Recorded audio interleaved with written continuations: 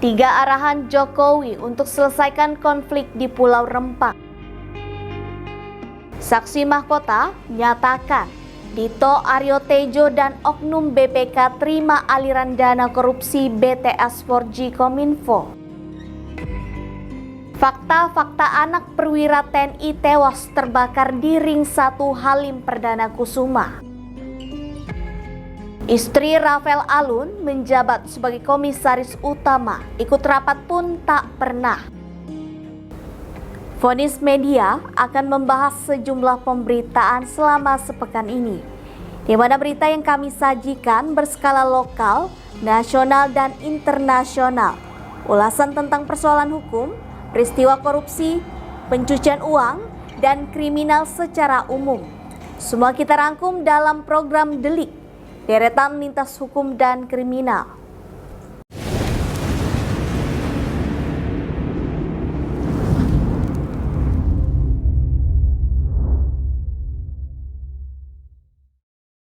Konflik di Pulau Rempang, Batam hingga saat ini belum terselesaikan. Pasalnya, sejumlah warga masih melakukan penolakan dan perlawanan yang dilakukan masyarakat Melayu. Untuk itu, Presiden secara khusus memberikan instruksi kepada kabinetnya untuk segera menyelesaikan polemik di Pulau Rempang. Jokowi memerintahkan persoalan Rempang diselesaikan secara kekeluargaan. Presiden Joko Widodo memberikan arahan penting ke jajarannya terkait penyelesaian konflik di Pulau Rempang, Batam. Sejumlah arahan disampaikan Presiden Jokowi dalam rapat terbatas terkait masalah lahan di Pulau Rempang.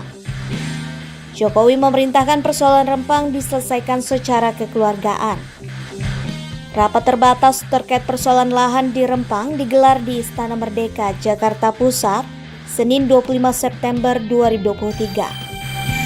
Hadir dalam rapat itu Wakil Presiden Ma'ruf Amin, Menko Perekonomian Erlangga Hartarto, Menko Kemaritiman dan Investasi Luhut Binsar Panjaitan, Mensesnek Pratikno, Seskap Pramono Anung, Menteri Investasi Bahlil Lahadalia, Menteri LHK Siti Nurbaya, Menteri ATR Kepala BPN Hadi Cahyanto, hingga Kapolri Jenderal Listio Sigit Prabowo.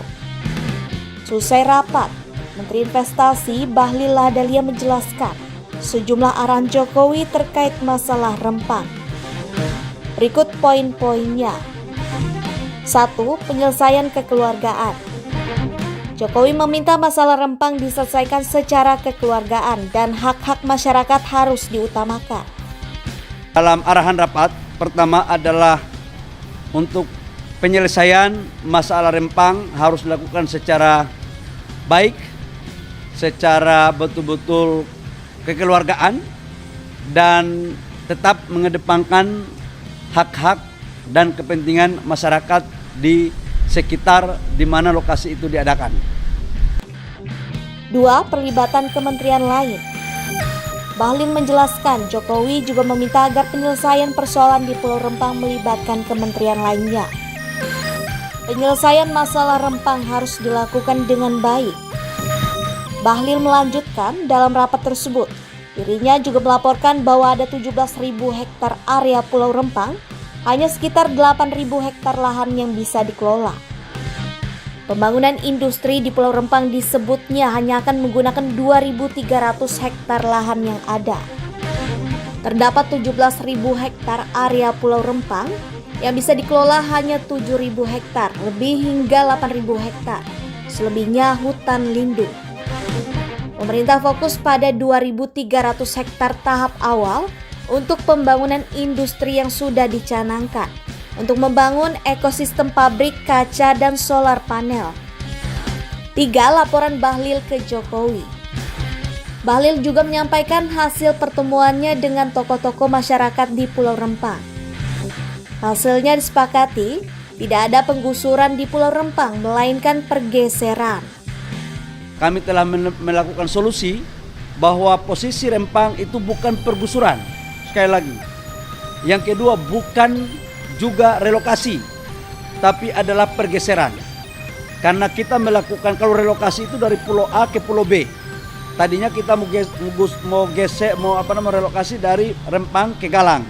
Tapi sekarang hanya dari Rempang ke kampung yang masih ada di Rempang.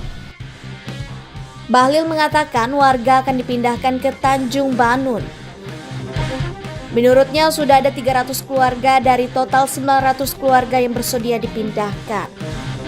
Pemerintah juga disebutnya memberikan kompensasi terhadap warga yang dipindah. Setiap keluarga akan mendapat rumah tipe 45 di Tanjung Banun. Bagi warga yang rumahnya lebih besar dari tipe 45 akan mendapat tambahan uang tunai. Bahlil mengatakan, rumah-rumah baru itu saat ini sedang dibangun. Yang memastikan warga terdampak juga akan mendapat bantuan uang tunai selama proses pembangunan berlangsung. Menteri Pemuda dan Olahraga Dito Aryo Tejo dan Oknum Badan Pemeriksa Keuangan atau BPK disebut menerima sejumlah uang dana korupsi BTS 4G Kominfo. Tak tanggung-tanggung, dana yang diterima Dito Aryo Tejo sebesar 27 miliar rupiah dan oknum BPK menerima 40 miliar rupiah. Hal tersebut disampaikan oleh sejumlah saksi dan terdakwa saat persidangan kasus korupsi proyek BTS 4G Kominfo. Lanjutan sidang kasus korupsi proyek BTS 4G Kominfo berlangsung panas. Selain majelis hakim kembali naik pitam, kali ini nama Menteri Pemuda dan Olahraga Dito Aryo Tejo muncul di meja persidangan. Direktur PT Multimedia Berdikari Sejahtera, Windy Purnama mengungkap, uang proyek penyediaan BTS 4G Kominfo juga mengalir ke seseorang bernama Sadikin, selaku perwakilan dari Badan Pemeriksa Keuangan BPK-RI senilai 40 miliar rupiah. Windy dihadirkan dalam persidangan sebagai saksi mahkota, yaitu seorang terdakwa yang bersaksi untuk terdakwa lainnya. Duduk sebagai terdakwa, ex-Menkominfo Johnny G. Plate, ex-Dirut Bakti Kominfo Anang Ahmad Latif, dan mantan tenaga ahli Human Development Universitas Indonesia (HUDEP UI) Yohan Suryanto. Mulanya, dia mengaku diminta Anang untuk menyerahkan uang kepada perwakilan BPK bernama Sadikin. Perintah Anang itu melalui grup aplikasi perpesanan dengan nama Signal. Berikut tanya jawab antara Windy dengan majelis hakim. Saya mendapatkan nomor dari Pak Anang, seseorang atas nama Sadikin. Gimana? Nama Sadikin, seseorang atas nama Sadikin, nomor teleponnya diberikan oleh Pak Anang lewat Signal. Marigin siapa? Sadikin. Sadikin. Iya. Sodikin apa Sadikin, Pak? Sadikin. Sadikin. Betul. Berapa? Itu adalah saya tanya untuk siapa, untuk BPK yang mulia. Untuk BPK. BPK. BPK. Saya dengar untuk BPK, Pak. PPK apa BPK? BPK yang mulia. BPK. Betul yang mulia. Kalau PPK pejabat pembuat komitmen, pejabat penandatanganan komitmen. Kalau BPK Badan Pemeriksa Keuangan. Yang mana? Badan Pemeriksa Keuangan yang mulia. Siapa yang minta sama saudara itu? Permintaan dari Pak Anang yang mulia. Pak Anang. Dikirimlah ke orang yang bernama Sodikin itu. Dikirim yang mulia. Ditransfer. Tidak. Dikirim, bagaimana cara ngirimnya kalau gitu? Dikirim lewat cash. apa, paket? Enggak, ya saya kirimkan langsung yang mulia. Hah? Saya serahkan langsung yang mulia. Antar langsung. Betul yang mulia. Windy mengatakan menyerahkan uang itu di salah satu parkiran hotel mewah di Jakarta senilai 40 miliar rupiah. Sontak hal itu membuat hakim kaget hingga menggebrak meja. Di mana ketemunya, Pak? Ketemunya di Hotel Grand Hyatt. Grand Hyatt. Betul yang mulia. Grand Hyatt itu di Jalan Sudirman itu ya? Ya, dekat Bundaran Ya. HI. Mall hotel mewah itu, Pak. Di parkirannya yang mulia. Oh, parkirannya, enggak sama masuk ke hotel. Siapa yang nerima? Seseorang yang bernama Sadikin. Sodikin. Ya, Berapa, Pak? 40 M. La Allah ini. Windy mengatakan uang itu diserahkan dalam bentuk pecahan mata uang asing. Lalu, Komisaris PT Solitex Media Sinergi, Irwan Hermawan, dan Direktur PT Multimedia Berdikari Sejahtera, Windy Purnama menyebut nama Menteri Pemuda dan Olahraga, Dito Aryo Tejo, saat menjadi saksi mahkota di kasus korupsi penyediaan menara BTS 4G dengan terdakwa mantan Menkominfo Johnny G. Plate dan kawan-kawan di Pengadilan Tipikor Jakarta. Irwan mengungkap sejumlah nama yang disinyalir berperan sebagai makelar kasus atau Markus. Salah satu nama yang disebut Irwan adalah Dito Aryo Tejo. Ia mengaku memberikan uang sebesar 27 miliar rupiah ke Dito. Mulanya, Hakim Ketua Fazal Henry mencecar Irwan soal duit yang keluar demi menutupi kasus korupsi BTS di Kejaksaan Agung. Irwan yang juga merupakan terdakwa kasus korupsi BTS 4G menjawab dia mengeluarkan sejumlah uang ke beberapa orang. Ia menyebut sempat memberikan uang 15 miliar rupiah ke seseorang bernama Edward Hutahayan lewat staf Direktur Utama PT Mora Telematika Indonesia, Galumbang Menaksi Manjunta. Menurut Irwan, Edward adalah pengacara yang mengaku mengurusi kasus korupsi BTS tersebut. Berikut perhatikan tanya jawab Majelis Hakim dengan Komisaris PT Solitex Media Sinergi, Irwan Hermawan. Berapa kali penyerahan itu? Satu kali. Edward Hutahayan. Pada akhirnya dengan beliau, karena beliau banyak mengancam dan banyak meminta proyek, pada akhirnya diputuskan untuk tidak lanjut dengan beliau. Jadi ke beliau hanya satu kali aja, $1 juta. Aja. Ya. Satu kali aja berapa diserahkan? 15. 15 miliar. Ya. Allah. Yang menyerahkan? Pak Indra stafnya Pak Galumbang. Oh, stafnya Pak Galumbang ya? Ya. Namanya Indra. Namanya Indra. Bukan lewat Windy Purnama. Bukan. Bukan. Tapi Windy Purnama tahu. Yang itu tidak. Oh, yang itu tidak tahu. Kamu tidak tahu Windy? Tidak tahu yang mulia. Tidak tahu. Tidak tahu. Okay. Irwan kemudian melanjutkan juga memberikan uang 27 miliar rupiah ke Dito Aryo Tejo. Namun ia tak menjelaskan latar belakang orang yang disebutnya. Ada lagi Pak? Ada lagi Pak. Ada lagi. Untuk nutup juga. Iya. Berapa? 27. 27 M. Iya. Ia menjelaskan uang tersebut dititipkan melalui seseorang bernama Resi dan Windy untuk diberikan kepada Dito.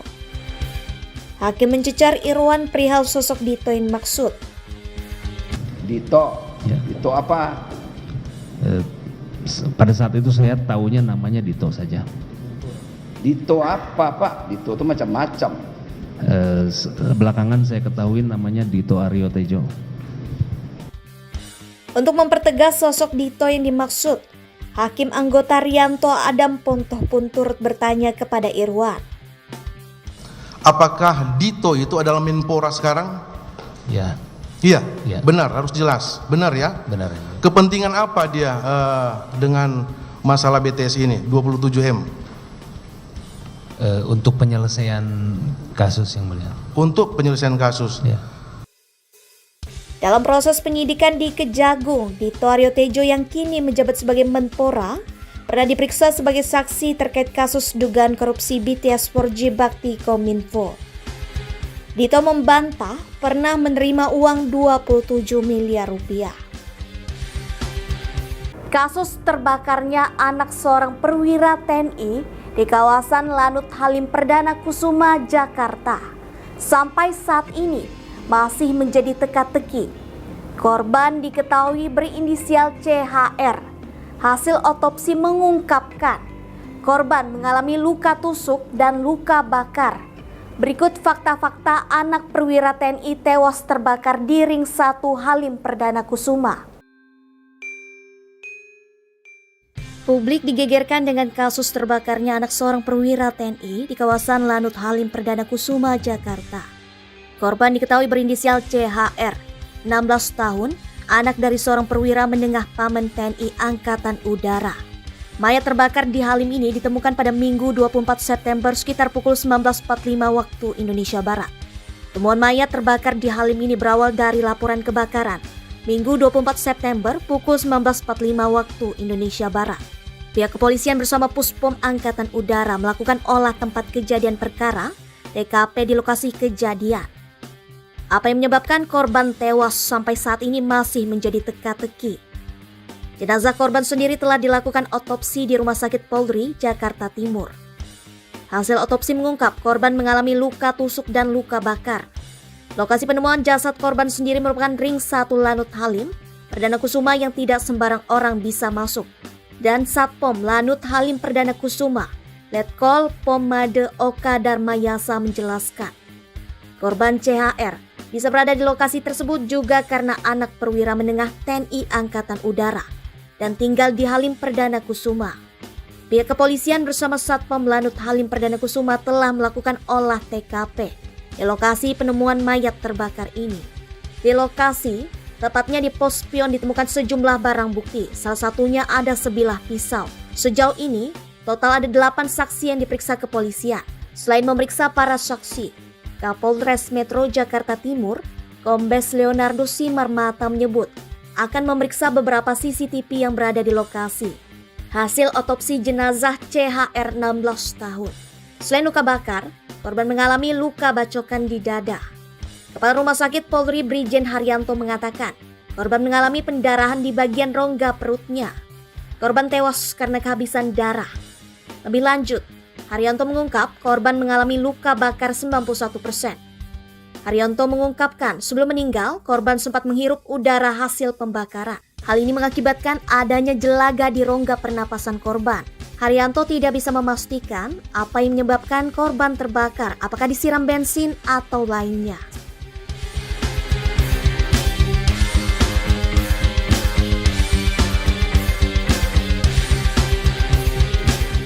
Sidang lanjutan kasus gratifikasi dan pencucian uang Rafael Alun di Pengadilan Tipikor Jakarta Pusat terungkap. Istri dari mantan pejabat Ditjen Pajak Rafael Alun, Trisambodo, Ernie Meke Torondek menerima gaji 10 juta rupiah setiap bulan meski tidak bekerja di PT Arme. Hal tersebut diungkapkan oleh mantan Direktur Keuangan PT Arme, Rani Anindita, saat diperiksa sebagai saksi di persidangan tersebut. Lanjutan sidang kasus gratifikasi dengan terdakwa Rafael Alun Trisambodo. Keberadaan istri dari mantan pejabat Ditjen Pajak Rafael Alun Trisambodo, Ernie Meke Torondek, dalam perusahaan konsultan pajak PT Arta Mega Eka Dana, Arme terungkap. Arnie disebut menerima gaji tiap bulan meski tidak bekerja di PT Arme. Hal itu terungkap dalam sidang lanjutan kasus gratifikasi dan pencucian uang Rafael Alun di Pengadilan Tipikor Jakarta Pusat, Rabu 27 September 2023. Mantan Direktur Keuangan PT Arme Rani Arnindita Tranggani diperiksa sebagai saksi dan Rafael duduk sebagai terdakwa. Jaksa awalnya bertanya kepada saksi Rani mengenai posisi Ernie di PT Arme. Istri Rafael itu diketahui menjabat komisaris utama. Nah, yang saudara tahu terdakwa ini di PT Arme ini sebagai apa? Ada istrinya, Ibu Ernie yang menjadi komisaris. Istri terdakwa, Ibu Ernie sebagai komisaris. Jaksa lalu bertanya mengenai gaji yang diterima Ernie. Saksi mengatakan, istri Rafael itu menerima 10 juta rupiah tiap bulan meski tidak bekerja apa-apa di perusahaan. Nah, tadi terkait komisaris yang saudara sampaikan kan ada Bu Ernie sebagai komisaris utama. Apakah Bu Ernie juga mengikuti rapat-rapat tersebut? Tidak pernah. Tidak pernah. Apakah Bu Ernie menerima gaji di PT Arme ini? Iya, menerima. Menerima. Masih ingat besarannya berapa? Sekitar 10 juta. 10 juta setiap bulan. Ya. Jaksa kemudian membacakan berita acara pemeriksaan BAP dari saksi Rani. BAP itu mengungkap kepemilikan 56 lembar saham yang dimiliki istri Rafael Alun di PT Arme. PT Arme merupakan perusahaan konsultan pajak yang dimiliki Rafael Alun. Namun, nama Rafael Alun tidak terdaftar dalam susunan direksi perusahaan tersebut. Meski begitu, Rafael berperan aktif dalam mengatur klien dari wajib pajak yang butuh pendampingan di PT Arme. Itu tadi informasi penting dan menarik selama sepekan dalam program Delik, Deretan Lintas Hukum dan Kriminal. Anda bisa mengakses berita lainnya di web kami di vonis.id dan di channel YouTube Vonis Media. Jangan lupa untuk komen, share, like, dan subscribe channel kami. Kami undur diri, sampai jumpa di minggu depan.